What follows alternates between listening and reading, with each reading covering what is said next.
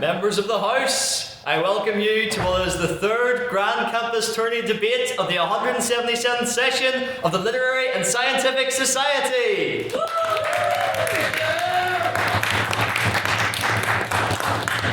I'm so glad to see you all here.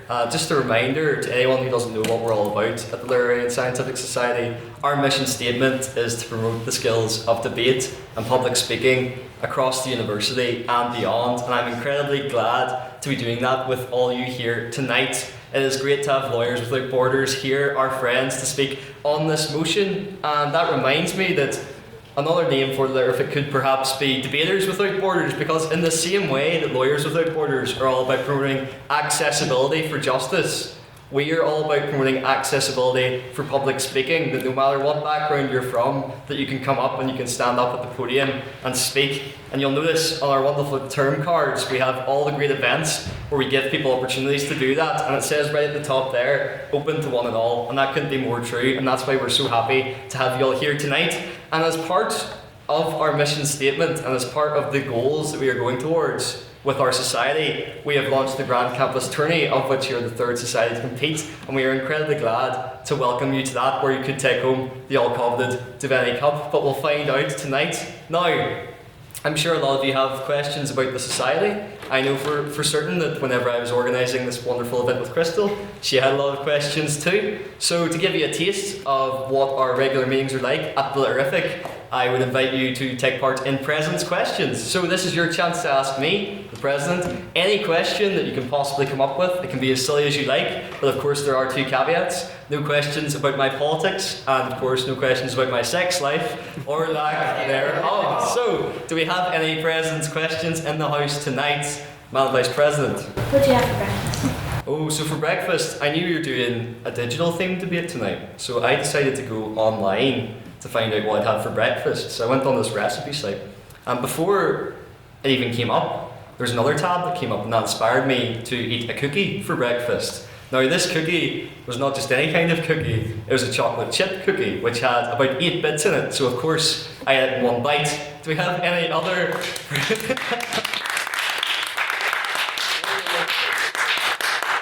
Thank you. Any other President's Questions? Yes, Crystal? Where can I borrow the robe? Where can you borrow the robe? Well, the robe is free on Wednesdays, if you would like to borrow it, yeah, although I will have to charge you for it, I'm afraid. Oh, fantastic.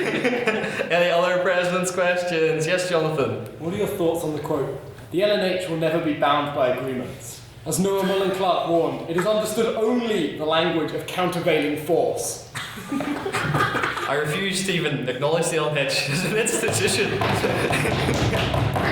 Any other President's Questions? Yes, Owen? Do you feel that the paint there is actually off-centre? What's your thoughts? I actually did notice that when I came to the room, and it really messed with my perception, because we were setting up the room, it wasn't set up like this, and I was looking up, and I don't know why it's off-centre. Was it perhaps a political statement, or just an architectural fault? I'm not quite sure, but read into it what you will. Any other President's Questions? Don't get all shy on me now, guys, come on. Yes, Madam Vice President. How do you drink your tea? Properly, by putting the tea in first and then the milk. That's how I drink my tea. Last week, for those of you who don't know what we're talking about, we had quite a lengthy discussion about whether you should put the milk in first or second in cereal, and then that transpired to tea as well. We also talked about how one of our council members did not wear socks when he was wearing his loafers. So I guess you could say that the theme from last week's President's Questions was things that lack toes. Any other President's Questions? Luke, you had your hand up. So if you were stranded on a desert island with only 2 of the council members and one item of your choosing, what would you bring and who would you bring? Oh, Very one. careful. I wouldn't want to get murdered on the desert island if it was the only thing. I would bring... Who would I bring and what would I bring? Tell you what, I'd bring my bell so that I could chair debates, and then I would get Henry and Ella to face off against each other, and I feel like we could just have a great time, you know, doing 7-minute debates the whole time on the island. Any other president's questions? Yes, Owen? On the topic of violence, Uh-oh. I'll leave it at that. Okay. Any other president's questions? What are your top 3 pints? Top 3 pints? Yeah. Yes, I'm really glad you answered this, or you asked this one, Akaash, because, well, I'll reveal later what we do after our debates, but my top 3 pints, I controversially quite like cider. So that was my very first pint. So yeah, we have cider fans in the house tonight, yes. So I'll go for a Koppenberg, then I actually controversially don't like Guinness. So yeah, I know, identity crisis happening, because I tried to drink one after the Six Nations to feel patriotic, and the longer it sat there, the longer I felt my identity fading away as the Guinness got, you know, colder and colder. But no, so I'm going to say Koppenberg number 1, number 2 Smithwick's, that's my favourite of that kind of brand, and then number 3 Carling, but only when the football's on in the Students' Union, so that they're cheap. Any other president's questions? Going once. Oh yes, Harry. I think this says a lot about the person, but if there was a spider in the house, would you put it outside and would you kill it?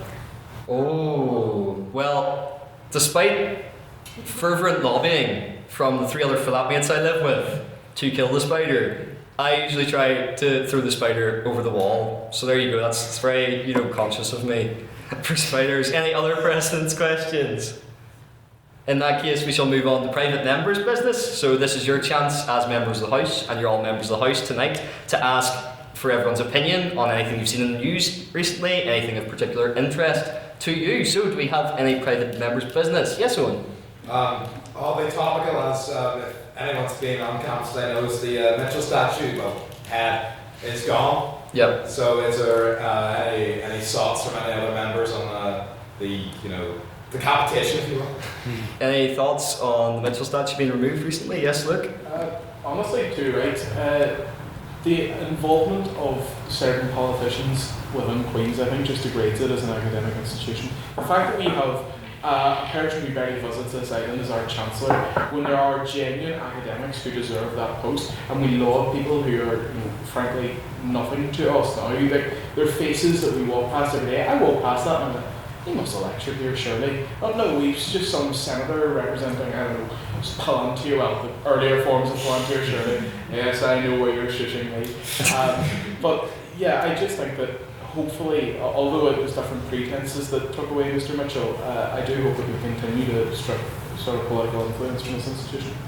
Thank you, Luke. Jonathan? Yeah, I think as with many other things, Queen's has managed to strike the delicate balance of satisfying absolutely no one by both ignoring the people who wanted it removed in September when the links first came out, and removing it before anything's actually been concretely proven, meaning that, as usual, they take the middle path and satisfy no one. They should have just removed it when the union told them to remove it. That would have been the sensible thing to do. As soon as the man has links with Epstein, it would be wise to remove his bust, but instead they decided, no, we'll wait 6 months for even more links to come out, and then we'll remove it. So I think Queen's just, as ever, fails to win in this situation. Thank you, Jonathan. Owen? Just to back up Luke's point here, soft launching the idea of this House has no confidence in the Chancellor, maybe? Ooh, interesting one.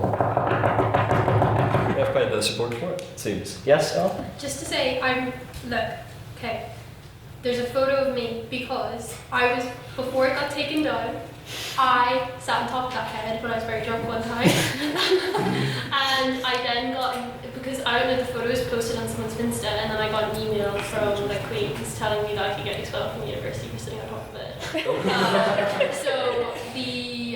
I'm just surprised that I at least had some interaction with it before it went. And I was sitting on top of it in a way of, I don't like this guy, so I am proud of, I think the photo ages well in hindsight actually, even though I eradicated it from the internet because I didn't want to get kicked out. There you go. And a confession for the House tonight. Any other private members' business? Yes, Akaash? As for the Mitchell statue, even though he was linked to Epstein, just to play devil's advocate, where is the presumption of innocence still proven guilty? Very, very lawyery Where is position from you there. I'm not saying that anyone is that if you were at the Epstein Island, I'm not saying that you're a great person. You probably were. That being said, the moment we start saying that you have links to him, you know him. I mean, the guy knew everyone, but that doesn't mean that everyone was guilty of crimes, right? That being said, those who have been who have committed crimes should be prosecuted to the fullest extent of the law. However, if you start combining the people who haven't committed crimes and just assuming that because they were Epstein they're guilty, then that starts a slippery slope with anything, not just pertaining to Epstein. It could be with anything that you could say, well, I don't like what this is, and because he was somewhat associated with it, we can just we can have him arrested. We can decapitate him. Yeah, thank you for that legal perspective. Luke? To quote Jeffrey Epstein, Oh dear. Be very careful, Luke. is one of my great and personal friends. Mr. Mitchell is not a great personal friend if he does not know what criminal activity his friend is doing. Now, what I will point out, ladies and gentlemen, is that this is not a governmental institution. There is no need to presume innocence here, because ultimately this is the aspects of the school. This is ultimately, I pay enough money to know that this is not government funded. I know that this place, has its own rights in terms of its image, and it has every right to preserve its image, even if that means excluding someone for their links. Ultimately, it is their right not to be associated with someone, as sure as it is his right to associate with someone like that man, who we all could condemn as despicable. Thank you.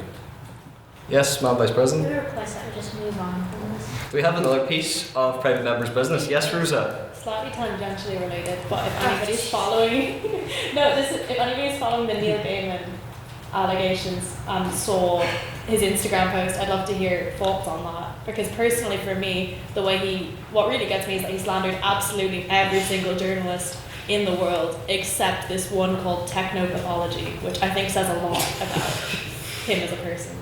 Anyone on that? Yes, Owen? Again, slightly related. 90 minutes of one episode for the Good Omens finale is a joke. There was a whole season lined up of what is one of the best things Amazon's put out in the history of ever. And you had to be in the third. I'd sign into that now. Okay, Mr. Secretary of the Trust? I was just going to say, as someone who has been following the Neil Gaiman situation, but who hasn't seen this development, very briefly, could you explain exactly what he did to besmirch the good name of every journalist on the planet? Well, there's been about a year of silence, I think, from him since allegations came out, and I think it was last night he posted on his Instagram about a couple paragraphs, just on a post, saying that the allegations were completely untrue. He was busy being a dad, and that's why he hasn't been in the public eye. And there's been absolutely shocking journalism, except from one journalist who is also the only journalist saying he's innocent in this, called Technopathology. Akaash, did you have something to say? I would like to ask a question, also tangentially. I would like to know why there have been no calls for the Chancellor of our great institution of Queen's University Belfast to either step down or to be removed because of the links of her and her husband to Jeffrey Epstein. Yes, Luke? Well, if you'll ever listen to me, and trust me, I don't shut up. Alright, you're not allowed to say that. I never shut up about removing people, especially people like Hillary Clinton from our institution. Ultimately, I agree with you. I do believe that she should be stripped from this institution because it deteriorates this place as an academic and research facility. We're already made as a joke, or made out to be a joke, with all the other Russell Group universities. So trust me, I do take the house down about Hillary Clinton. And I'd just like to say, if that last comment about Mitchell's involvement came out wrong, I do sincerely apologise. I think you all get my point. Thank you, Luke. Jonathan? In response to why is there not discussion of removing Hillary Clinton, there is discussion of removing Hillary Clinton. Many students have been pushing to remove Hillary Clinton for a while, for a substantial amount of time before any of this came out. But as ever, Queen's refuses to do anything because they don't like to take a stance in either direction on anything ever. They just sit in the middle and hope that everyone ignores them, which is a terrible strategy for, I think, an academic institution to take in general. I think they lack, in some sense, a moral spine on many issues, and they should have removed Hillary Clinton a long, long time ago when the students requested it. Thank you, and then we'll end on this piece of private members' business with Owen. This is the last thing I'm saying, I swear. Last summer, I was in the car coming back from the campus, right, and there was a member of the Queen's faculty that was in the same car as me. The words this woman used to describe the Chancellor can be unrivaled in fury. I cannot see a single person defending this woman maintaining her status as Chancellor of this great university. I just don't know if the faculty are on side, if the students are on side. Why is she still here? What is preventing this from happening? What is preventing her removal? Okay. I just don't get it. I think, Mr. Coyle. Well, I was just going to say, what's preventing her removal is the fact that Queen's has a big outreach operation in America, which they use to fundraise lots of money from and use Hillary Clinton as a speaker at gala dinners and stuff to raise money for the institution. So that's kind of why they like the status and money that she can send their way.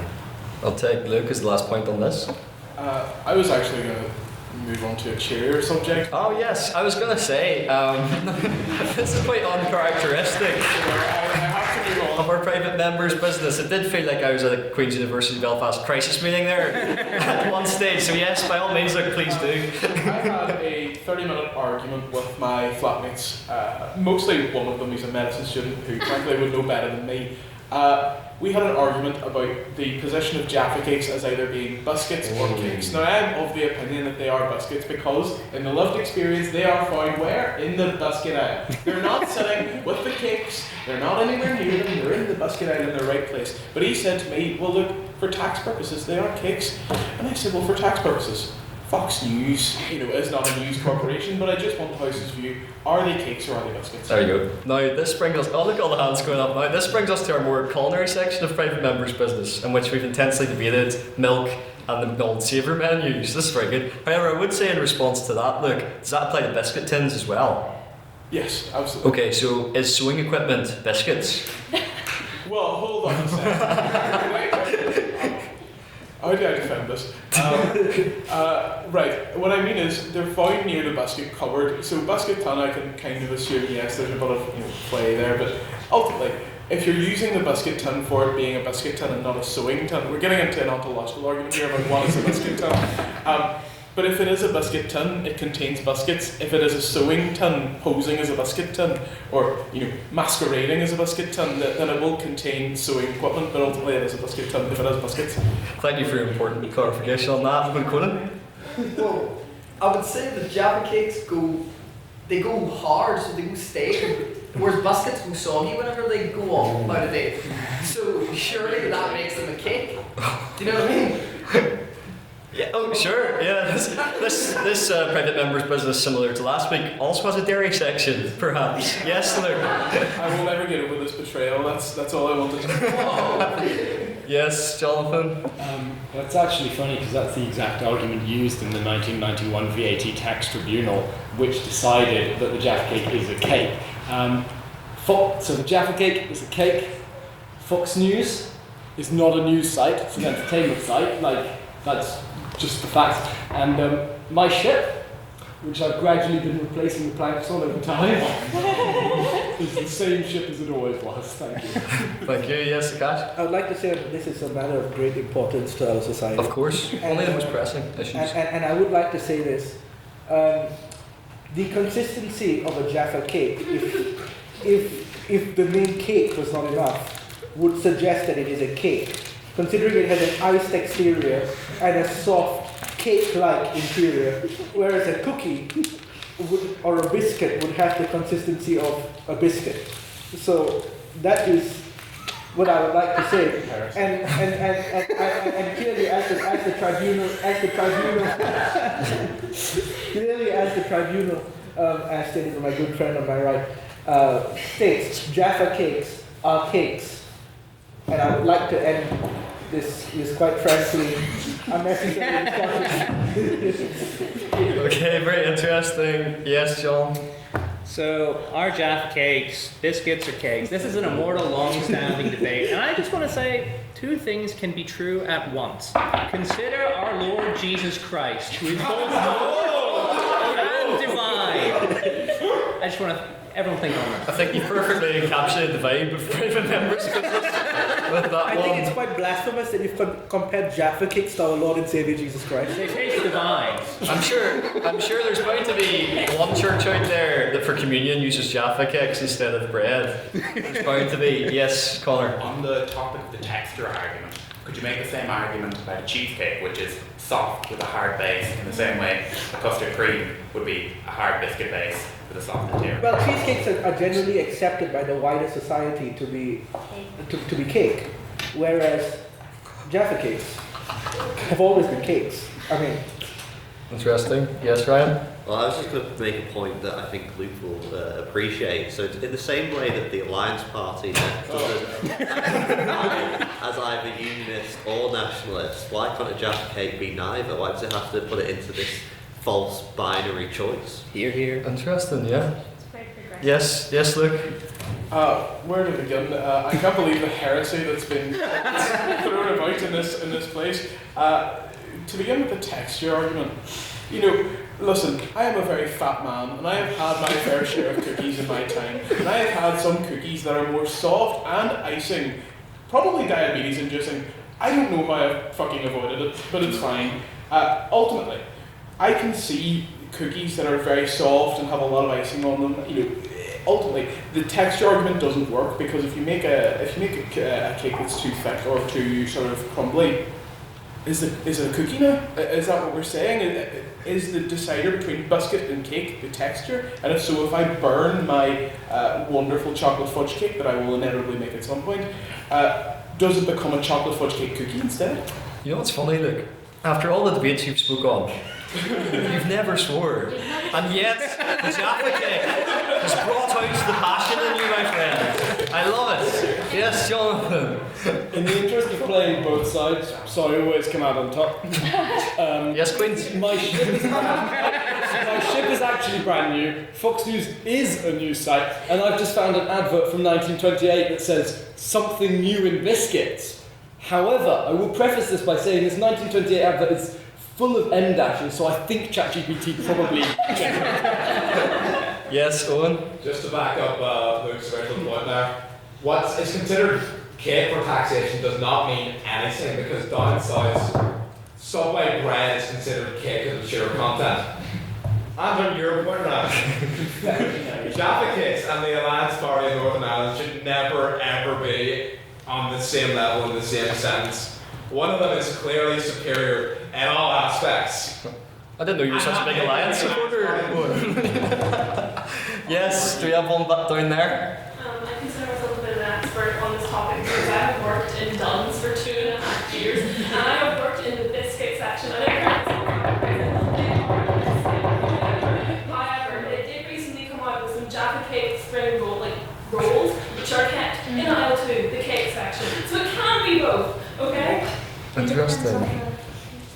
Yes, Akaash? what I would like to say is on the point of if a cake is poorly made and it becomes hard and stale, does it become a biscuit? Well, I would like to say this, in contrast. If a child goes to school and scores an F on every single exam, but he graduates, would that then make him uneducated or poorly educated? So there's a difference between a very terrible cake or not a cake. It's what the intention was at the end of the day. And the name Jaffa cake, I think, perfectly says cake. I think a very terrible cake, or not a cake, might be the new Netflix series that they're about to release at some stage. Yes, Owen? Just an Irish point. If we're using duns to determine like our societal standards, I think we need to restart, to be honest. In all honesty. Do we have anyone else on this very serious? Yes, Rosa, inspired. Language is used to explain our lived reality.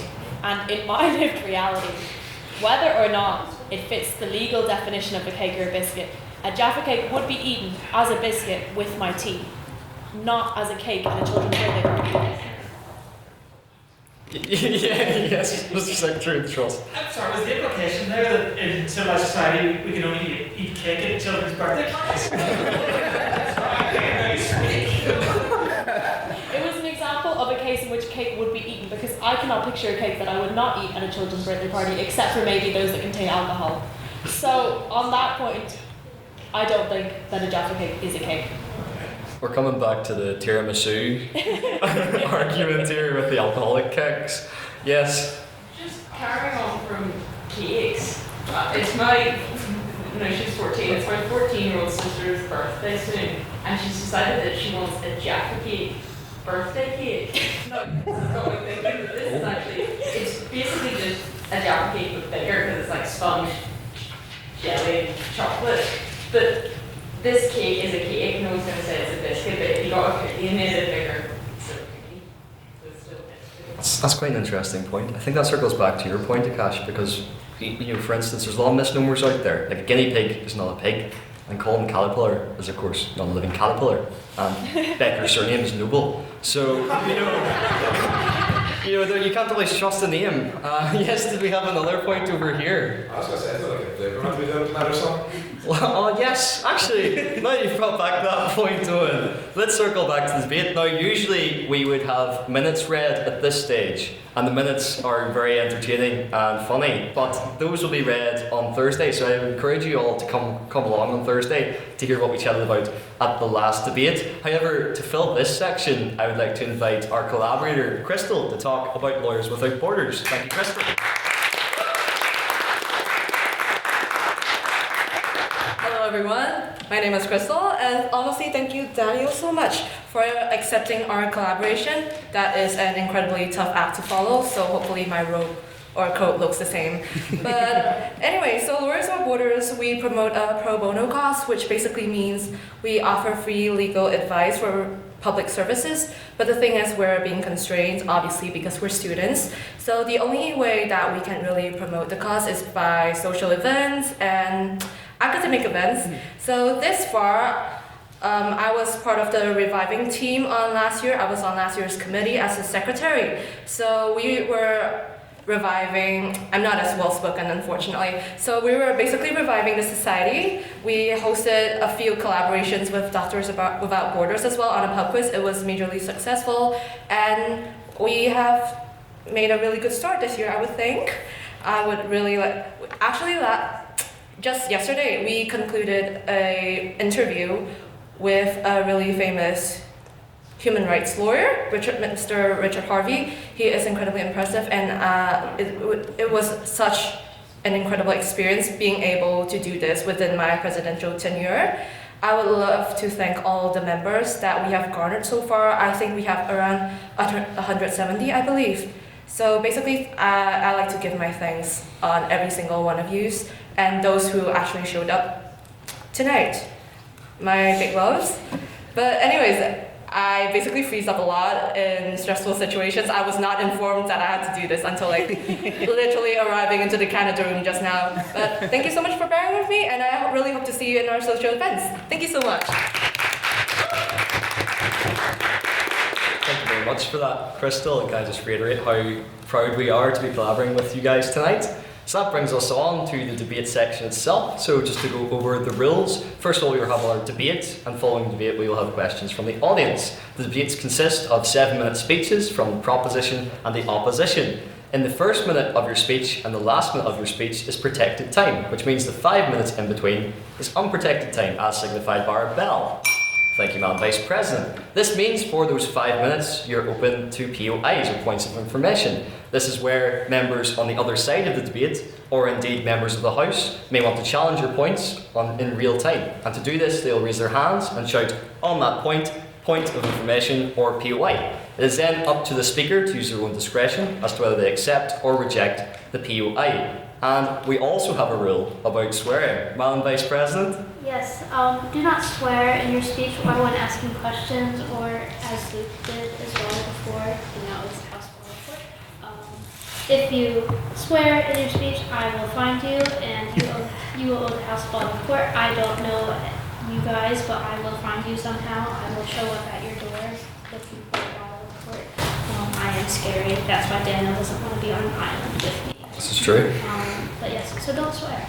Yes, Tekken was actually based on Ray. That was Liam Neeson's inspiration when he was playing that role. But no, so on the subject of POAs, also keep your POAs to a maximum of 15 seconds to allow the speaker to get through their speech, and leave 15 seconds in between each POA. If you don't, that's something called barracking, and don't worry, I'll keep you right with my trusty gavel down there. So, we will first conduct our vote on prior opinion before we start into our debate. This is what you, as members of the House, believe walking in tonight. The motion, as a reminder, is this House believes digital privacy should be a human right. So can I have all those who agree with that statement and would like to vote for the proposition to raise their hand now, please?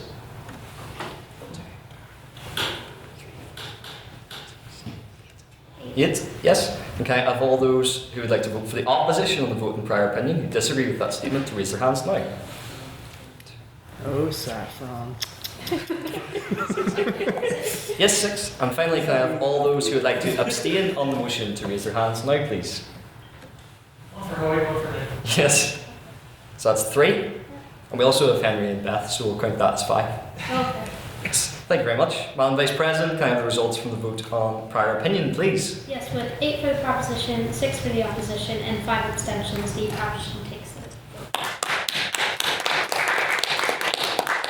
And that brings us on to begin opening for the proposition. I would like to invite John to the podium, please.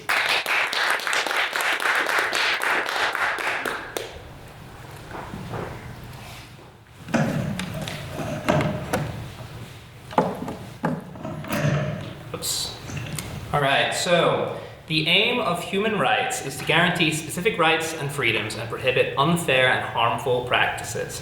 The UN described their Charter of Human Rights as setting out fundamental human rights that should be universally protected, and the European Convention on Human Rights has as its guarantee certain rights considered to be so important they are fundamental to democracy and to the rule of law. These include the right to life, liberty, fair trials, freedom of speech and assembly. And these rights are considered vital enough to be protected because they are central to our lives. Now, to demonstrate how fundamental the digital world has become to our lives, I want to talk about my local bank. Now, I'm a Santander customer. I have been for years. And a big part of the reason why I became a Santander customer was because they had an open branch in my town, in a time when branches were being shut. Now, that branch has shut a few months ago, leaving my town of 20,000 people with no bank. Now, when I would go in the latter months, they said to me, if you want to do any kind of banking, you must download the app, you have to use online banking. And it was clear that the employees had been told that they couldn't help people in the way they once were able to facilitate the transfer to online. Now, if you can't even get your money without using the digital world, then it truly has reached a point where rights have to keep up with the digital world because so much of our lives has moved online, whether we wanted to or not. Now, I want to talk a little bit about democracy. Let me draw your attention back to the ECHR, which stated in its mission aims the preservation of democracy was one of the central ones. Unrestricted and invasive access to the data of users has led to social media sites having a wealth of data which they can use to manipulate their users. Now, the main responsibility of all major public companies is to generate ever-increasing profit for their shareholders, and they have to achieve this growth at all costs. Now, every facet of a social media platform is designed to captivate. There was a study by the University of Notre Dame that found that high color complexity in social media proves more eye-catching and increases user engagement. That means even the colors that they have chosen on your Instagram and your Facebook have been studied specifically to get you addicted, to get you on all the time. POI. Yes? How is that any different from, say, McDonald's styling themselves red and yellow because those colours are more likely to entice your brain and make you want to buy food? Well, as I'm about to get on to, these social media sites have a very powerful effect on democracy. McDonald's, in terms of going in to get a burger, it's not necessarily going to decide your politics too much. Going on Facebook will. And one of the central aims of the Charter for Human Rights is to protect democracy. Now, societally, social media has become an integral part of our society. It's essential for some jobs even, because several of my jobs, they've released valuable data such as the Rotas in a Facebook Messenger chat. That means you have to have Facebook to engage with these jobs. That's how central it has become. Now, researchers at Yale found that morally charged posts are almost twice as likely to spread as neutral ones. That makes outrage big business. Social media platforms are obligated to cash in more and more profits, more attention. They want your eyes on this. On that point, Yes? the argument today is that digital privacy should be a human right.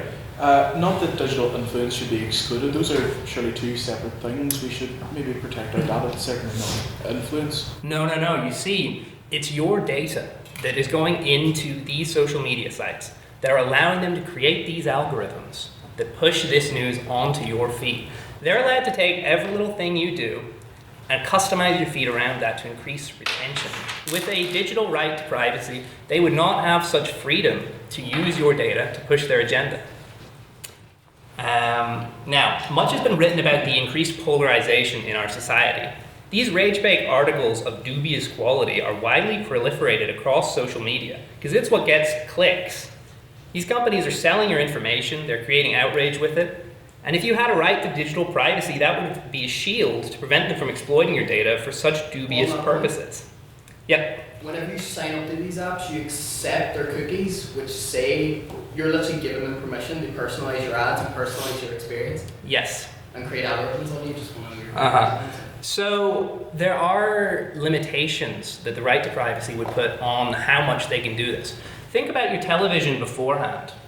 You got adverts because that was just what was running. It wasn't so customized. It wasn't so designed for you. Now, I'm essentially arguing that in our current society, these social media platforms are so prevalent, you almost don't have a choice. You have to use them. You know, like my jobs. Like, I needed Facebook to work in those jobs, or else I was going to miss out on the Rota. That's a big deal. Now, in terms of the threat to democracy caused by this, you just have to look at the recent few years. In 2015, Donald Trump in the United States was not considered a serious contender for president. Flash forward a decade, we have unmarked vans kidnapping people off the street and putting them in a prison camp called Alligator Alcatraz. That's how polarized things have gotten. It's social media driving this, and it's because they can use your data to customize things how they want, to get your eyes on the screens, that's driving it.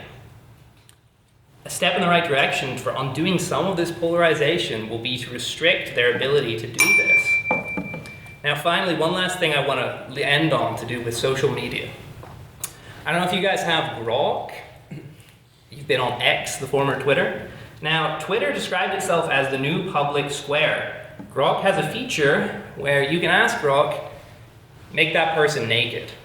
It's a crazy problem of AI-generated nudes on the platform.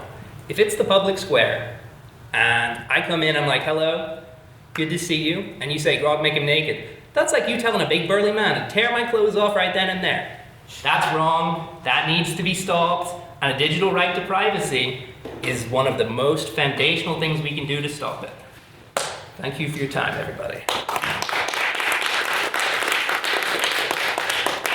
Thank you, John, for that very fine speech. And now to open the case for the opposition, I'd like to invite Saffron to the podium, please. Oh, sorry. Okay.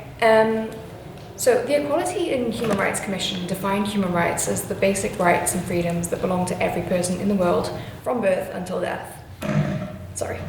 It's a kind of wide and very vague definition, but we all basically understand what that means. No, sorry, this is falling. As a representative for the Rosa That Borders Committee today, I feel kind of shamefaced to be stood up here arguing against the introduction of a new human right, but needs must, and here I am.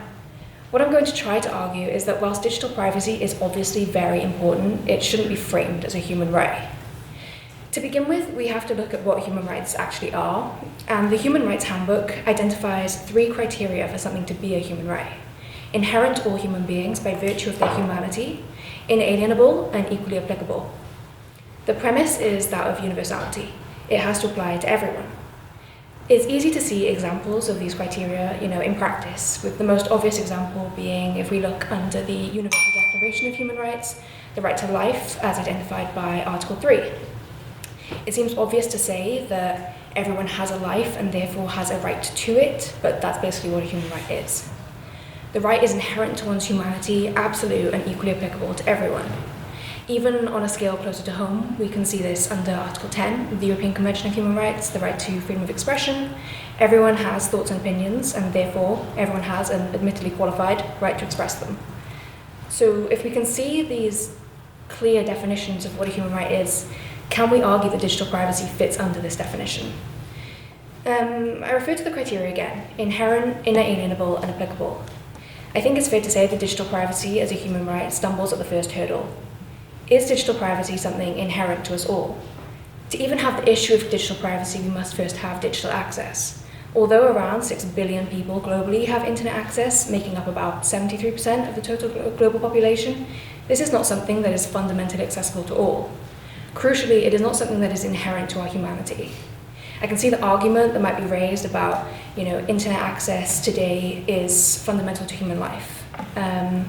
And yeah, the global majority do use this all-encompassing instrument and usually have daily contact with it. However, internet access itself is not a human right, and I query how digital privacy as a direct result of the internet could be created as a right without us first acknowledging the internet as one. The UN identified through an amendment to Article 19 of the UDHR that the internet has become a key means or a catalyst through which to facilitate the actualization of other human rights, such as freedom of expression, right to education, and right to freedom of association. Through this amendment, the growing importance of the internet is undeniable. But no matter how useful an instrument or how much we have come to rely on it, the internet is still a commodity, perhaps even a privilege. With the internet as a commodity, the terrifying reality is that all of our data on the internet is also not only a commodity, but commodified. I'm not stood here today to argue against more stringent regulations of our digital privacy. Fundamentally, we should all be in favour of robust protections. And, the online consent model, the gathering of our personal data, the targeting of individual behaviour, and the selling of our personal information to big tech is obviously deeply alarming and contrary to our privacy. But what I argue is that framing digital privacy as a human right not only dilutes the human rights framework, but is also the incorrect way to frame this issue. Framing digital privacy as a human right is conceptually abstract and incredibly difficult to enforce on a global scale. Of the many challenges, two key ones arise: accessibility and governance. Once again, the internet is not globally accessed, making it fundamentally impossible to impose a unifying right. A right cannot exist for something that itself does not exist. A right cannot be enforced if there is nothing to enforce. And in terms of governance, the internet is borderless. Establishing a jurisdiction to control the enforcement of privacy seems impossible. One jurisdiction, like the UK, cannot control how data is used and processed in another jurisdiction. On that point. No thanks. Tech develops faster than law, and tech brings in a lot of capital from many countries. Reaching an international agreement on digital privacy as a human right at this point seems inconceivable, especially when the concept itself fails to meet how we define human rights. It's an easy out for the international stage to reject digital privacy as a right. Therefore, I argue that digital privacy should not be conceptualized as a new human right, but it should be framed in the same way that internet access is framed by the UN, as a catalyst through which to actualize other rights. At this moment in time, where internet access is not standardized, privacy is heavily qualified, and there are competing internet access regulations and data protection regulations across different jurisdictions, it is impractical to call digital privacy a human right and expect effective change. There are insufficient regulatory frameworks in place across the global stage to realise this right. And if it cannot be realised, then the right isn't effective. States have a responsibility to realise the rights that we already have, such as freedom of expression, autonomy, and non-discrimination. Privacy is a fundamental right, so this approach exists alongside that acknowledgement. It allows digital privacy to enable the protection of other rights. Just as the UN amended the UDHR to acknowledge this catalyst of internet access, the same can be done for data protection, for example, transparent consent policies, without contravening the definition of what a human right is. It seems necessary to step back before we can and evaluate the international frameworks that we have before we can contemplate calling digital privacy a human right. We must first create the necessary and practical frameworks. As outlined by Dominique Clement, simply because something is morally wrong or an injustice, it should not mean that it is a human rights violation. Human rights are not the only language for framing grievances. Digital privacy is not inherent to our humanity, it is not inalienable, and it is not equally applicable to all. It is vitally important in the technological era and vitally important to facilitate individual protections, but just not as a human right. That's me. Thank you, Saffron, for that very fine speech. And now, second on the proposition, I would like to invite Akaash to the podium, please.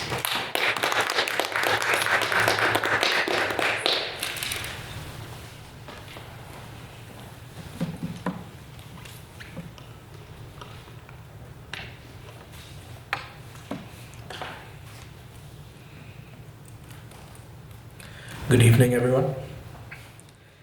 I think we all would agree that we all enjoy our privacy. We can ask a very famous couple about that, actually. Prince Harry and Meghan Markle, they love their privacy. What I would like to say is that our lives are no longer confined to physical spaces as they were even 50 years ago. We share our thoughts everywhere on the internet. Twitter, Instagram, Facebook. And the reality is that digital privacy should be recognized as a human right, the same way that privacy is recognized as a human right. As Saffron pointed out just now, and I was not afforded the opportunity to ask a question, I would like to ask this. When you can say that digital privacy can't be enforced, it's possible for privacy, physical privacy, to be enforced. So there would have to be a conversation on how to enforce digital privacy. On that point, is it not, again, like has been already said, the consent model, the online, websites and stuff, we consent to them tracking us and gathering our data, whereas you don't consent to people, coming into your house to observe you? Well, the reality is that for many jobs and for many things, as John said, a lot of jobs require you to be on social media. Even WhatsApp is considered a social media, or Messenger, or Facebook, right? So you would have to accept those terms in order to do your job. And without a job, you can't make money, you can't live. So that being said, I think that that answers your question. At its core, digital privacy is about control. It's our own ability to decide whether we, as humans, can see who knows what about us, when and for what purpose. That question is being asked fundamentally right now in the United Kingdom. Many of you, I'm sure, have used gambling websites, adult websites. Those of you who do will know that the UK government does make you upload your form of identification, your passport, your ID, your driver's license onto these websites. What they do is they outsource that job, not to a government company, but to a third-party private institution. There is no accountability for these companies, and quite frankly, you don't know where your information is going.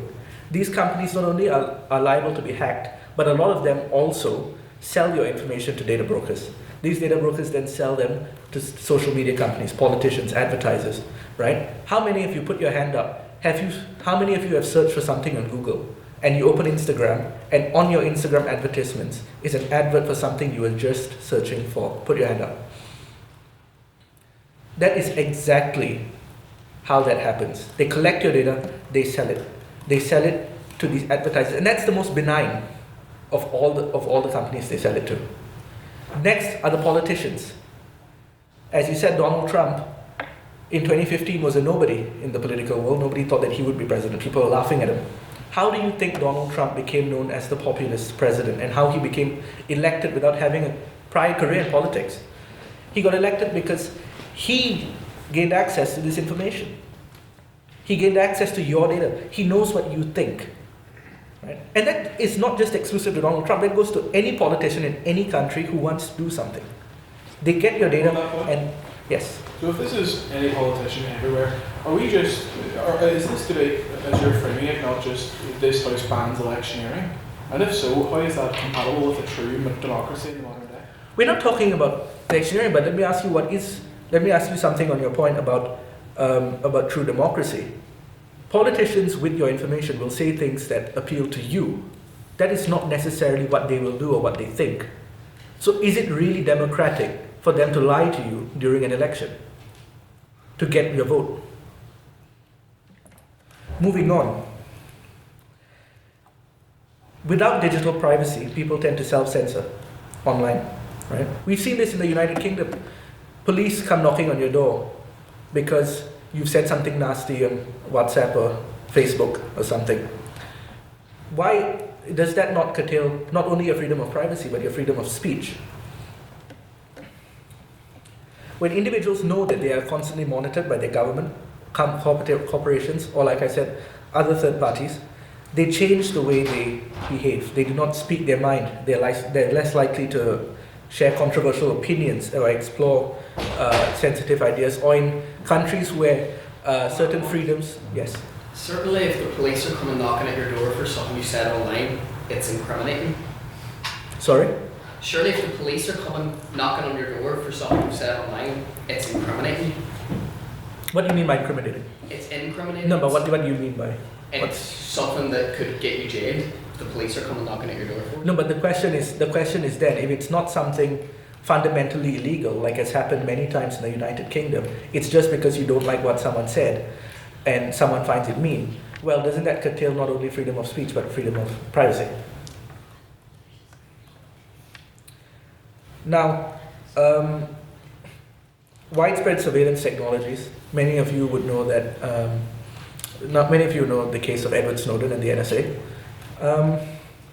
The U.S. government, through the NSA or the National Security Agency, was found out to have been spying on its own citizens and gaining access to what they'd been searching, what they'd been messaging, and what they'd been viewing. This ultimately references a question on how safe and how private do we feel about our lives, right? And I would like to just say on a final note, right?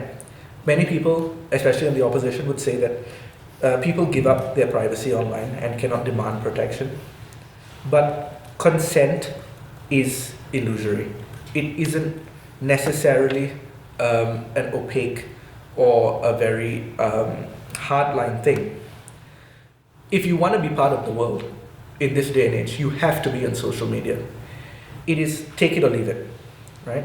And when your life relies on being in the digital world, do we really have a choice? Thank you.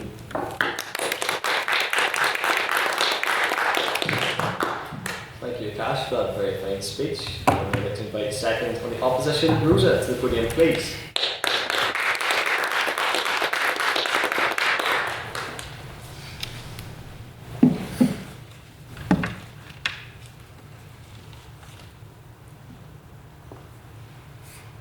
A group of lawyers and a group of debaters walk in to the Canada room at QUB, or rather get lost on the way to the Canada room and have to get stuck in the rain and call their friend Elizabeth to come save them if you're anything like me.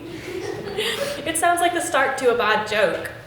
The point being, we are all very well versed, I would imagine, in the art of argument.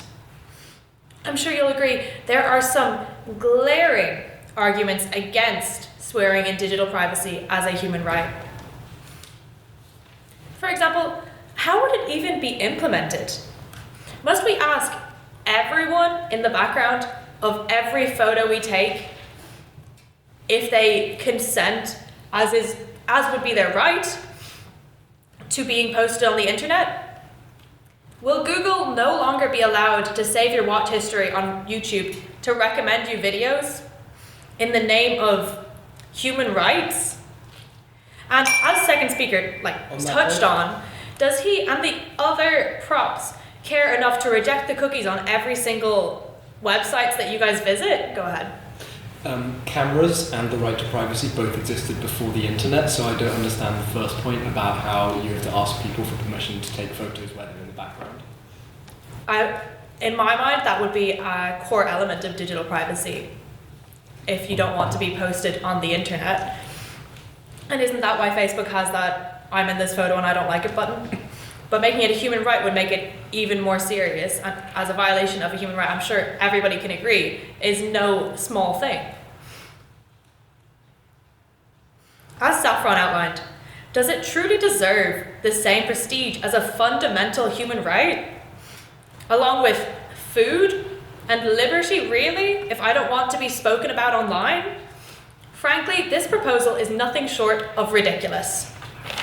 Ladies and gents, I say this because I am that person that manually rejects the cookies on every single website that I visit.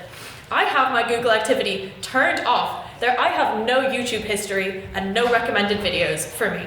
I have exactly 2 posts on social media, one of which was made by a friend and shared with me, and I don't even know how that works. And the other is only available, along with any stories I post, to a close group of close friends. My family runs every picture they post of me by me first for fear of incurring my wrath. I'm that pretentious person that doesn't use the default search engine that comes on my phone to protect my digital privacy. Shout out to Waterfox and DuckDuckGo. Everybody in this room, I'm sure, has someone like me in their lives. So you'll know how serious we are about our digital privacy. And for me to stand in front of all of you and argue against it, you know I'm serious. Because whenever I argue my enforcement of my digital privacy to my friends or my family, they counter with, but what have I got to hide? Or, but I actually quite like my recommended YouTube videos. Or even wildly, in my opinion, from my mother, that she appreciates the targeted ads that she gets and the relevant search engine results. So just as I fight for my right to personal digital privacy, I fight equally hard for your right to digital targeted ads and a digital footprint. I'd like to first draw your attention to those who have built their entire careers on a lack of privacy. Celebrities. Would we, in the name of human rights, deny them their right to sell their souls for profit? If they wish to expose every little detail of their lives to the wider internet, who are we to stop them? On that point, how does this differ from the careers of tabloid journalism of the olden days? Because if a BuzzFeed blogger wants to talk about Zendaya's skincare routine to make a little profit, are we going to deny them that in the name of Zendaya's right to privacy about her skincare routine? If tabloid journalism exposés weren't human rights violations back in the day, I don't see why they should be now. And what of that other group who spend their lives within the public eye? Those nasty, disgusting politicians. Are politicians owed digital privacy? Or should we, the public, retain our right to hold them accountable for their actions? In the most accessible way that we have in this day and age, the internet, the digital space. An example we could use, with no bearing or relation to the current political climate whatsoever, if a politician was photographed with a known human trafficker, do they have the right to privacy in that matter? Is that a fundamental human right that they are owed? Or is it the public's right to hold them accountable for that? As was mentioned by the first proposition speaker, if we look at the US, I'm sure we've all seen the atrocities committed by ICE. Less well known is maybe the list going around with the names of members of ICE online. Are those who kidnap children and shoot innocent civilians owed digital privacy as they violate the rights of others? On that point. No, thank you. On that point, one of the massive WhatsApp group chat of Irish Gardaí revealing horrible and insidious racism within the Guards.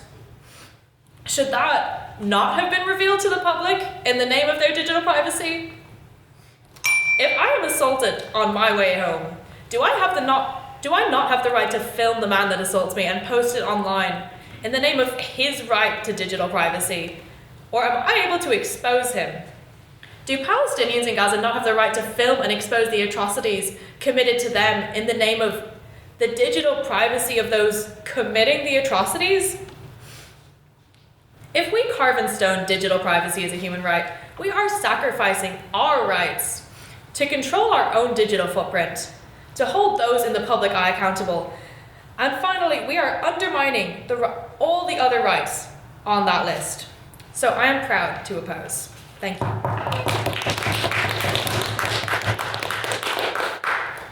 Rosa for that very kind speech. And now to pose the case, the proposition, I'd like to invite Jonathan to the podium, please.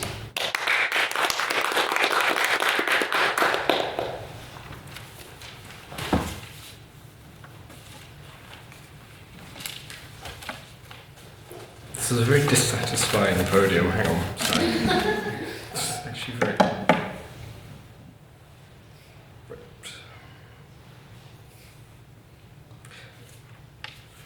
Okay. So I've just spent an Erasmus semester in Geneva, the city of human rights.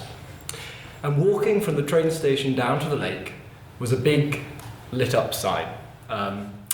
C'est quoi le problème avec la liberté?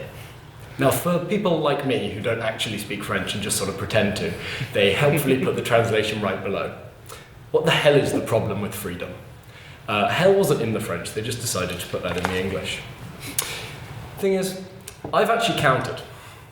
On our side of the debate, there are 6 eyes. But in a very real sense, on their side of the debate, there are only 5. 5 eyes. Because your freedom ends where the government's freedom, where the corporation's freedom begins. What is 5 eyes? Why 5 eyes? Well, 5 eyes is what Snowden revealed in 2013. The massive surveillance of the citizenry by the government. The fundamental agreement that underpinned the 5 Eyes collaboration was that the members of the 5 Eyes Alliance would not surveil other states. The US would not surveil the UK, and the UK would not surveil citizens of the US. And yet, what did Snowden reveal to us? They were all surveilling all of us. Was this a violation of our human right to privacy? Well, almost certainly. But why wasn't it treated as such? There's an old saying. In fact, I'd like to quote George W. Bush here.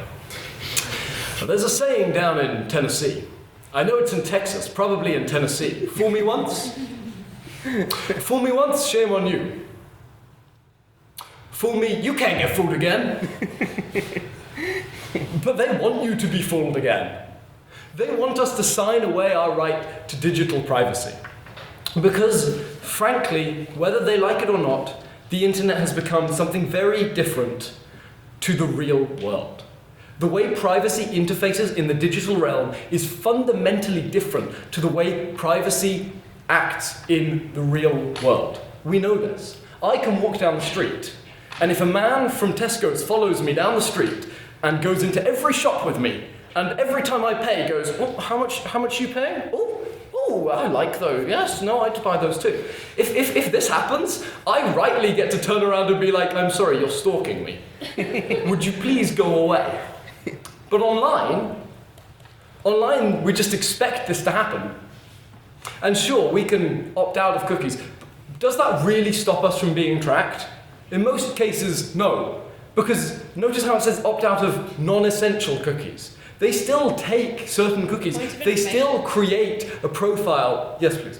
Certain cookies are just your username so that the next time you're logged in, if you say, keep me signed in, you stay signed in. And they are fundamental to the process working of the site.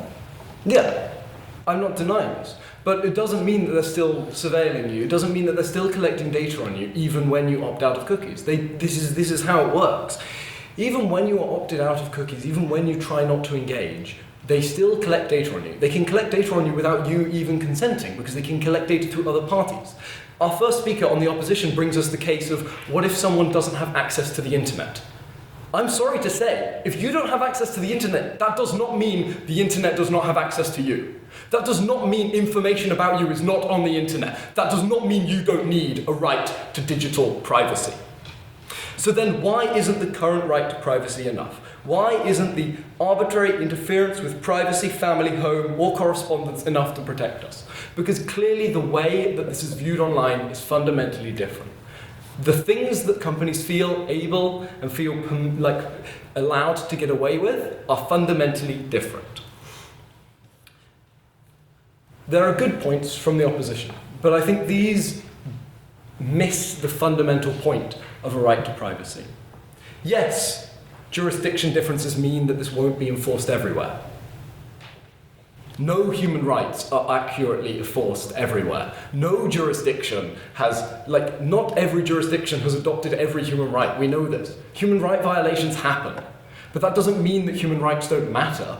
That doesn't mean we say, Russia doesn't have free and fair elections. Guess we'll have to get rid of that human right because they're not enforcing it. No, because human rights are fundamental. And everyone should have a right to privacy. And when the right to privacy is fundamentally mutated and transformed by the digital space, as it has been, then everybody should have a fundamental right to digital privacy. This is not a question of implementation. This is not a question of how prestigious human rights are and whether a digital right to privacy ruins this prestige. This is a question of the fundamental rights of the people. The fundamental rights of the people are that they should not be surveilled, they should not be tracked. However, they are being surveilled and they are being tracked under current human rights frameworks. And we know this. I mean, we've had mention of, what do I have to hide? But what do I have to hide is the lie that sits at the heart of the digital surveillance. What did an illegal immigrant in the US who was working or maybe was a green card holder who broke the law 14 years ago have to hide 3 years ago? Nothing. What does someone who has a green card but broke the law 14 years ago have to hide now, under Trump, under ICE? Quite a lot. We should not take it for granted that the government that is in power will always be in power. We should not take it for granted that the government that is protecting our rights will always be that government. We should not let our rights be unwritten under the assumption that the government will never change and will never try and threaten our rights. Yes, people have gone and they've discussed their lives in the world before and after the internet. But that doesn't mean that people who don't want their lives discussed, people who aren't celebrities, people who aren't people of power, people who aren't politicians, shouldn't have the right to this privacy. And we must remember, like all rights, this right can be suspended when the law is broken. We have a right to freedom. This right is suspended if you break the law and put in prison. So if you're breaking the law, if you're the guards on the group chat, you have the right to privacy suspended because of your law breaking. But for the average citizen, the citizen who has nothing to fear, they should want a right to privacy because they should have the ability to feel safe and protected in case. Thank you. Thank you, Jonathan, for that very fine speech. And now to approach the opposition and debate as a whole, I would like to invite Luke to the podium, please.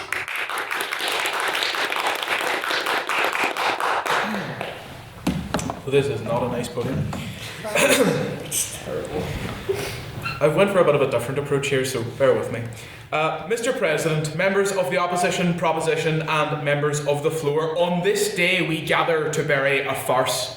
On this day, we, the opposition, convene to repulse this ill-conceived motion and assert once more this House's righteous sagacity and wisdom. My friends, on this day, we unite to guard our values and good sense with a zeal paralleled only by the idiocy of this motion. That this House would needlessly and recklessly proclaim a digital privacy as a right of man. Just as there are many heads upon the hydra, this motion boasts a myriad of snarling iniquities and fallacies which must be cut out and the wound cauterised. I shall deal with the difficulty caused by this motion with relation to our glorious Parliament. Then I will rail against the political stagnation which cheap solutions like the one suggested today infect our discourse with, ending in illuminating the dangers of judicial activism and rebutting some of the farces already espoused. But if you hear nothing else this day, hear this. We must not give in to the nanny state, offering us rights so that we grow fat off the milk of human convenience. Our politics stagnates and our pressure on the government comes from gowns and wigs telling us what we are entitled to and what we are not. A right slams the door shut on political activism and debate, which all societies must have. Now let us first begin, ladies and gentlemen, by examining what making something a right actually does to protect that value. Well, the answer is very little. In the UK, the doctrine of parliamentary sovereignty means that there are only two methods to defend these weak little scraps of paper: striking down secondary legislation and, much more dangerously, seeking to disapply legislation where possible, cloaked in the usual judicial bleatings of "this isn't political, Chairman Keir, please don't prosecute me." Now, ladies and gentlemen, I am a big fan of philosophy, but don't worry, I won't bore you with very much of it. I already deafened most people's ears with my bleatings about Kant for the day, but I need to talk to you about the ontological argument against this motion. As you can see by my rather round frame, my favourite instrument at the moment is a fork. But my second favourite instrument is an Act of Parliament, which makes me wonderful fun at parties. Now, a fork has a purpose, and it accomplishes its purpose by its tines. One could say, stabs of food, gets it under my gob. That's what makes it a fork. One could say that this being or ontos of the fork is its tines, for that is how it asserts its purpose. In the same way, an Act of Parliament, Parliament's aim is to be accomplished by its regulations when imposed, asserting its being through its doing. When a right must be protected by judicial scheming and subtle disapplying of Parliament's will, Parliament's acts are robbed of the state of being that they ought to have, and it sets a dire precedent for judicial intervention. Where we have seen digital privacy be positively defended by Parliament in its acts, transforming it to a right wound, down a constitutionally dangerous path, quite frankly, ladies and gentlemen, where parliamentary sovereignty is brought into question by this sort of Americanized principle that we must defend our rights in a negative manner. And frankly, ladies and gentlemen, that is contrary to our judicial system and our political system that has grown, in light of that. And this is something I don't say very often, but I'm going to say it now. I agree with John Major. The UK does not need rights. It has had its history. This brings me on to my next point. Not only does a right being created confuse the vital constitutional principles, it also robs us of a certain political awareness as a society. Yes, Mr. Massey? So the side that I like to call the evil side wants the UK not to have human rights? Well, before 1998 and Blair's lovely little diktat, we actually did protect our rights quite well. I'm sure we've all heard the case of Donahue v Stevenson by now. That was actually a very progressive sort of thing for its time, where projected and protected so many consumer rights where there ought not be one. We don't need the impositions of a court in France, which I'll get on to later. As we have seen, as I have seen, and indeed many of you have seen, where rights need to be protected or entitlements protected, we have seen great waves of people, men and women, linking shoulder to shoulder in their solemn belief and desire that something be guarded, breaking upon the coastline once that right be enshrined in law. You may think it's a good thing, sure, they can go home now, they've done it, pat on the back, but the fact of the matter is that as that tide retreats, having been broken by the shore, with it goes our sole hope of truly protecting our rights. It has been said by the Constitutional Reform Committee that the only protections afforded in our system to our rights are political, and they are right, ladies and gentlemen. A declaration of incompatibility is all that is needed to cast these rights aside. The Rwanda Plan is evidence of this. All it took was a little, yeah, we know that this infringes on your rights. We're going to do it anyway. You can't stop us. And that was all the government needed to cast aside all of this wonderful thinking and glad handing about our rights. No. My friends, it is evident that when we take from the cup of Morpheus that most despicable lie, human rights, we ignore the true power of our voices and confine our liberties to an inadequate defence team, and one which seemingly can't keep the gavel in their pants. Which leads me on to my next point, the fact that these judges in Strasbourg and beyond, once given the power to rule upon a right, take what that right means and confuse its spirits to the point that no one understands which way is up or what the right truly means. Allow me to clarify, as the proposition has failed to state the obvious, a right is a legal guard, it must be protected by the law. Now there is evidence of this, and my favourite one, and the one I'm going to use here, is Article 8. Now would you like to know a list of some of the things that Article 8 covers? Sexuality, pollution, surveillance, home life, family life, reputation, I mean the list goes on. Legal scholars have long bemoaned the influence of these wild and meandering judgments, straying far from the original intention of the right. Indeed, one can only trust a court in France insofar as one can trust the French, which, as Mr. Massey I'm sure agrees, is not a lot. Now, on to some rebuttals. John, you know I respect you, but on Grok, we have to disagree. We are saying a speedy process toward banning this evil and other AI-generated creations. I don't see how this would be benefited by the creation of this new sort of intervening right when we have a good political process and a process that shows real dialogue and discourse with the people rather than just confined to, the defence by some man. And a second speaker, I question your point about the police knocking on your door because you made Chairman Keir mad. This is factually untrue. Palestine Action, whether we like it or not, was a prescribed organisation, and incitement to hatred or violence is is against the law. Digital privacy has no bearing here, but it is a testimony that digital privacy as a right would only allow these criminals to hide behind the screen.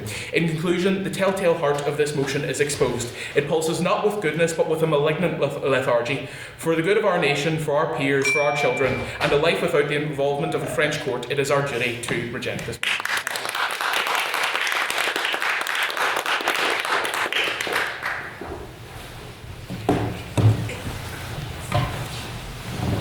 Thank you, Luke, for that very fine speech, and to all of our speakers, especially the main speakers from Lawyers Without Borders, for their excellent speeches. So, round of applause, I think, is due to them.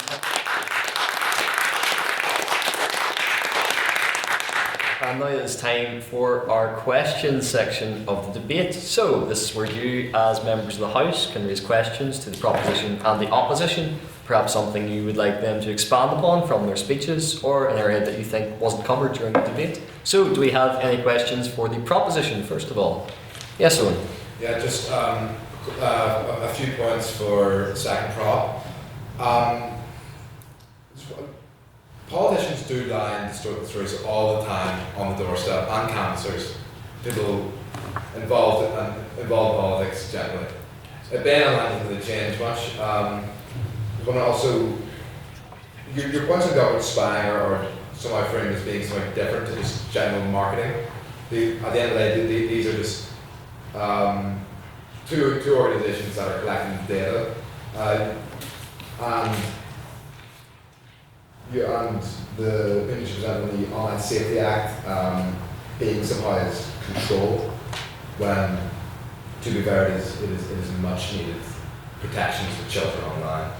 As this generation knows, we've seen too much too young, to be fair.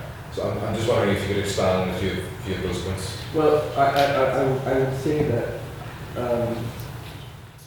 on your point, that's first most recent point, isn't it? When I said, I assume you're talking about me saying that the government knocks on your door, and I see what you say online. No, it's during elections when the canvassers would come up to your door. Okay. Give the explanation. Now, what I would say is that canvassers, when they come up and they ask you questions, when you answer them and you give them information, you have the right to then say, no, I don't want to talk to you, right? Whereas online, it's not just limited to stuff like polls on Instagram or whatever. It's also stuff like your search history. It's things like, even non-essential cookies. Even those provide information on certain preferences towards certain companies, and that can also be used to say that, well, if they're likely to agree with this, and they're likely to agree with this, right? Which then helps create essentially a rough profile of who you are as a person. So while you may say that every little bit is insignificant, I would say that every little bit is part of a much bigger puzzle. Thank you, Akaash. Would someone from the opposition care to respond? Luke? Yeah, so let's begin with the first bit there. You're right. The term demagoguery, which is obviously the populistic notion of just kind of raising people, is Greek because it comes from the sort of ancient Greek times. Ultimately, we have seen people prey on the information and values of certain people since the dawn of democracy. It doesn't change, and it has not changed with the involvement or introduction of the political or the discourse online. With regard your sort of messaging as to, especially canvassers, ultimately nothing changes. Nothing really changes whether they get your information online or not. Ultimately, if I'm a canvasser and I walk up to someone's door, right, and let's say I'm going to a lower economically developed area, right, and I love them all, whatever. I know the three things they want to talk about immediately.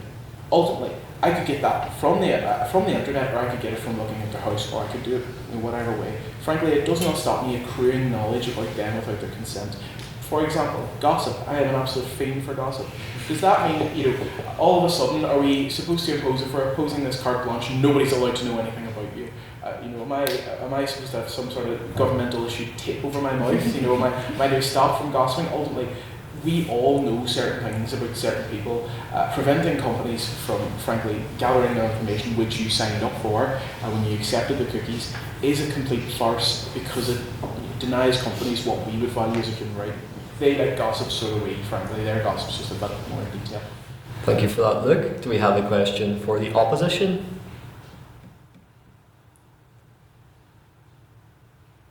Let me rephrase. Would anyone like to hazard a question for the opposition?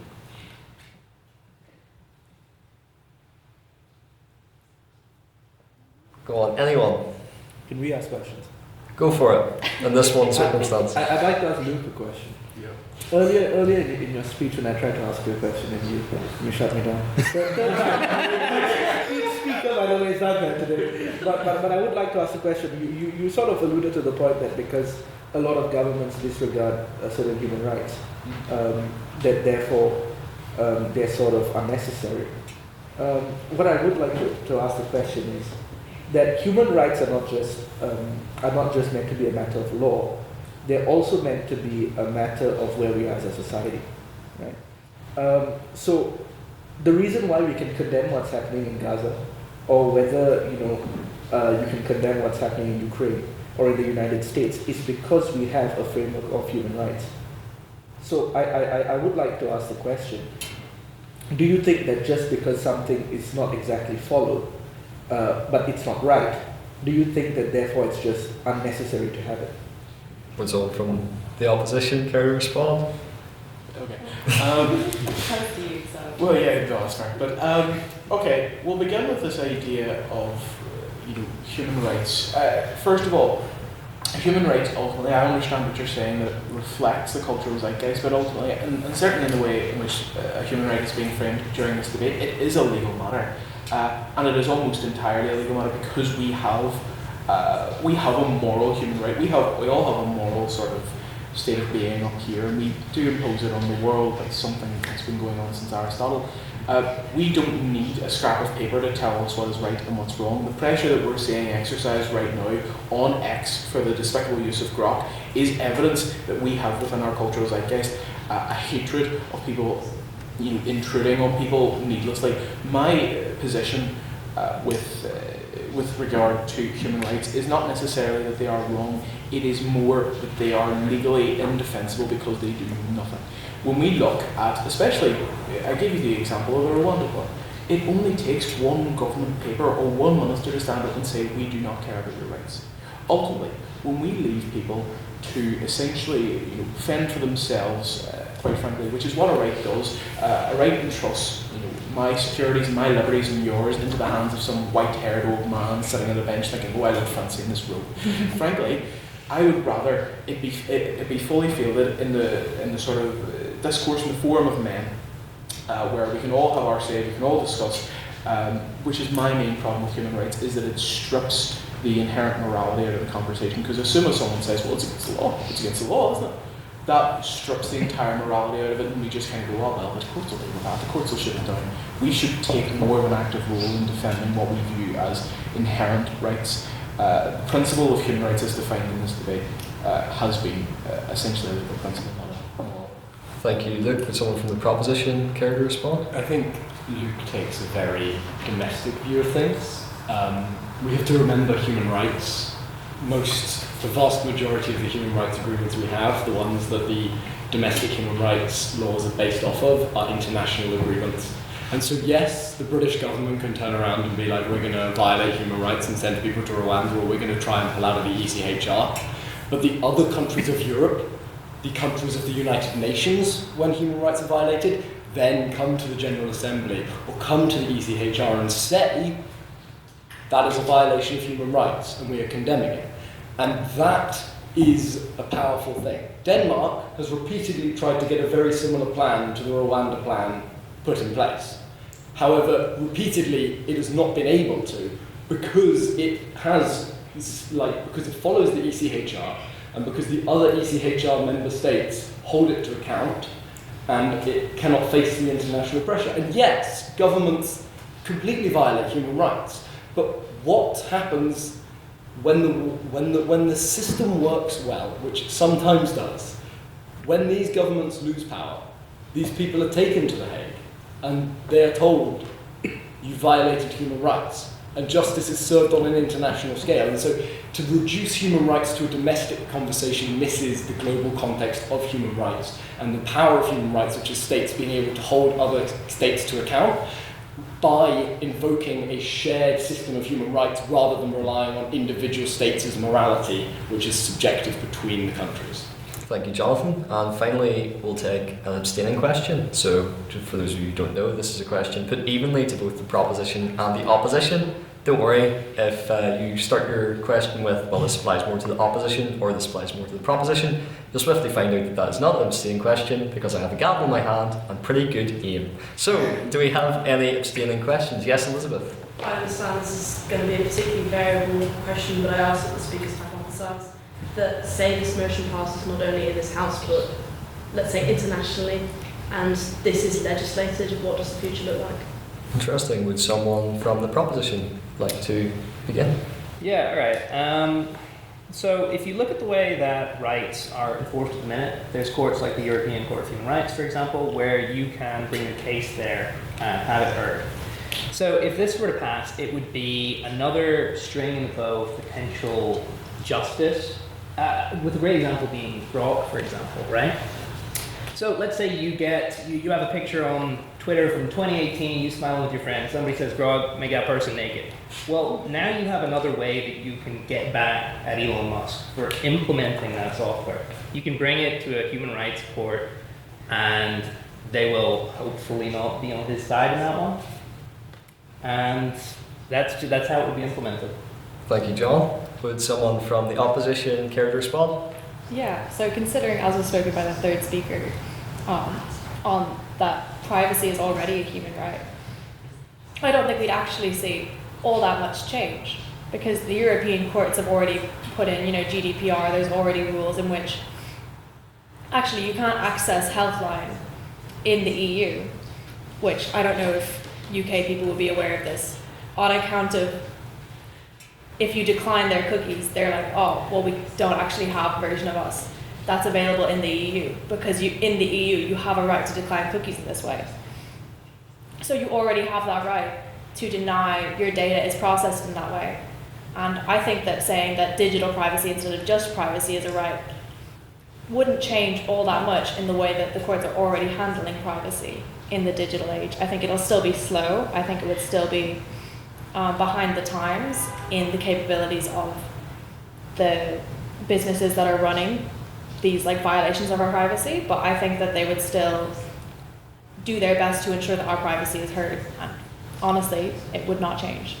Thank you, Rosa. And now comes the time for the verdict of tonight's debate. So, can I have all those? This is, first of all, as an explanation, this is the vote on speakerability. This is not what you personally believe, but this is on who you thought spoke best based on the metrics of presentation, rhetoric, argument, teamwork, and engagement. So, if you would like to vote for the proposition on the vote on speakerability, please raise your hands now. Okay. Oh my god. Okay. Yeah, if you would like to vote for the opposition on the vote on speakerability, please raise your hands now. Oh, you can vote for yourselves, by the way. Oh, I didn't realize that. At least you wouldn't say zero. I feel bad voting for ourselves now that they haven't. Oh my god. I don't think you need us to. Is that 7? Yes. Yeah, And just to clarify, do you two wish to vote for yourselves? Yeah, someone got it.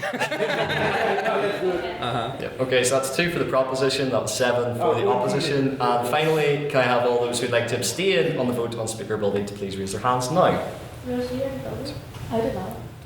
Oh, I didn't mean to. Oh. Beth and Henry is with her. Yes. I represent them all.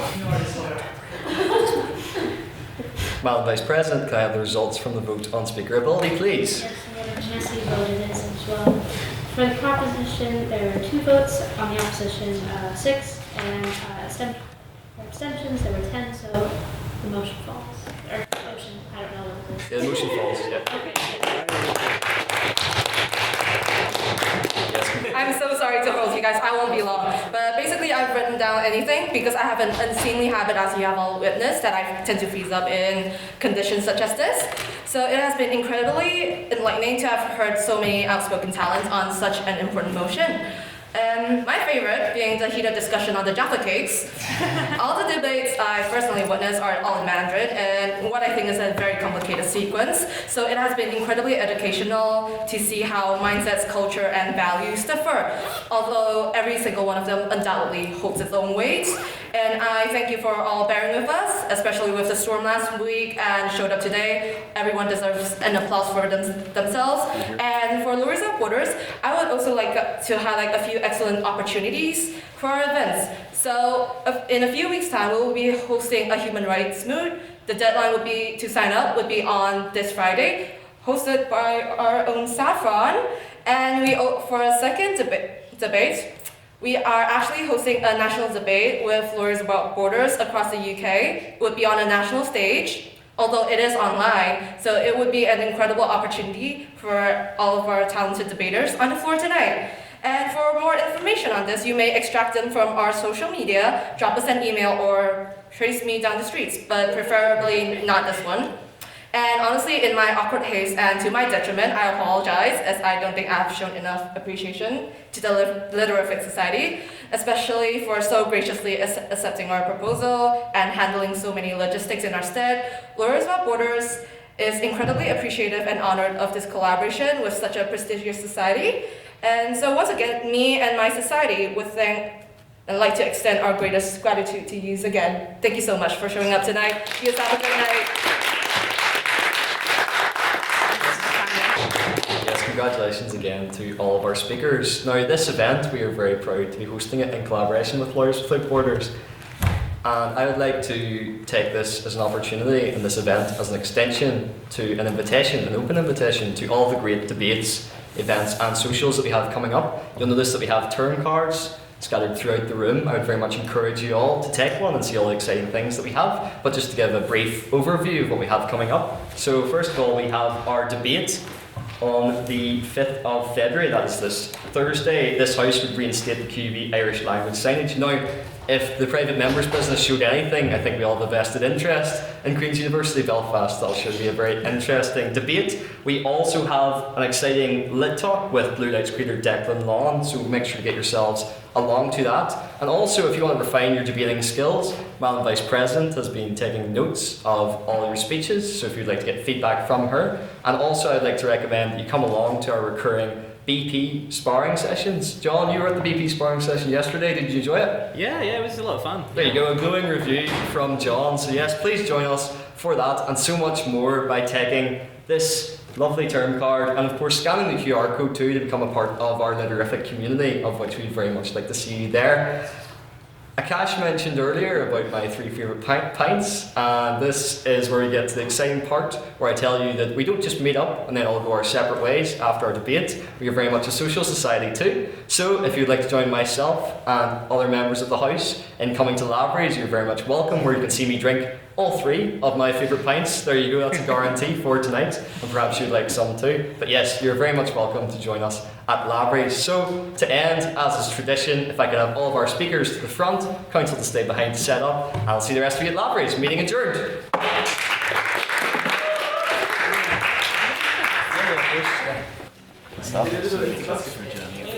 Saffron. Huh? You had a really good argument. Thanks. No, well, what's it called? I like You did actually. I wish I knew more. In my defense, We should be super. yeah.